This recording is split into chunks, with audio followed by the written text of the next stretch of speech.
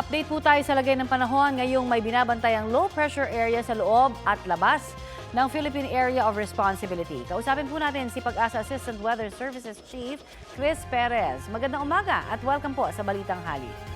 Magandang umaga, Connie, at sa lahat po na ating mga taga-subaybay. Meron ho tayong dalawang binabantayang low pressure area. Maaari ho bang sabihin natin kung nasaan po ang mga lokasyon nila?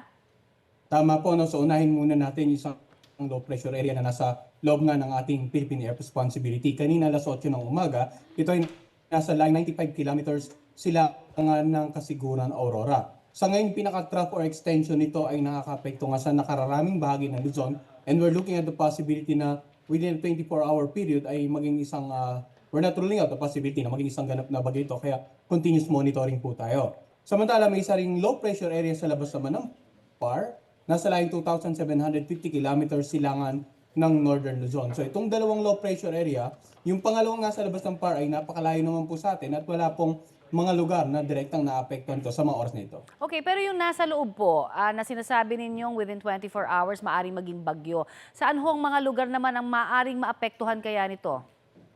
Sa ngayon po, inaasahan natin na maapektuhan nito yung nakararaming bahagi ng Northern Luzon. As a matter of fact, may pinalabas po tayong tinatawag natin na weather advisory ngayong umaga. At pinakikita nga natin na itong ilang bahagi ng Northern Luzon at maging ilang bahagi ng Central Luzon ay posibleng makaranas ng pag-ulan dahil nga dito po sa binabantayan nating low pressure na malapit nga sa kalupaan ng ating bansa. Maaari na ba nating matukoy kung gaano kalakas po itong dalang hangin ito o kaya maghahatak ba ito ng habagat pa kaya? Sa ngayon, maliit po ang tsansa na mag-atak ito ng habagat na magiging malakas ang pag-ulan. Posibleng yung talagang ulan na mararanasan hindi lamang sa Northern Luzon at ilang bahagi ng Central Luzon, kundi maging dito sa Metro Manila ay direktang epekto po or dala nitong binabanggit nating low pressure.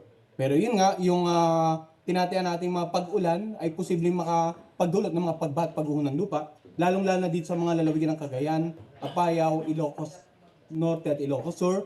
Ganun din sa lalawigan ng Isabela, Abra, Kalinga, Mountain Province, Benguet, Ifugao, La Union, Pangasinan at Zambales. So yan po yung inaasa nating mga lugar na uunanin within 24 hours simula ngayong araw hanggang bukas. Kaya pinapayan po natin yung mga kababayan natin dyan maging alerto sa mga posibleng pagbaha at pagguho ng lupa. So ibig sabihin magiging maulan din ho ang weekend kaya?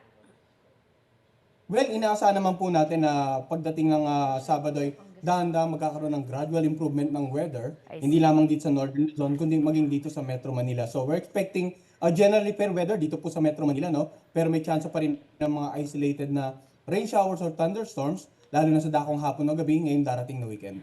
Maraming salamat, Pag-asa Assistant Weather Services Chief Chris Perez.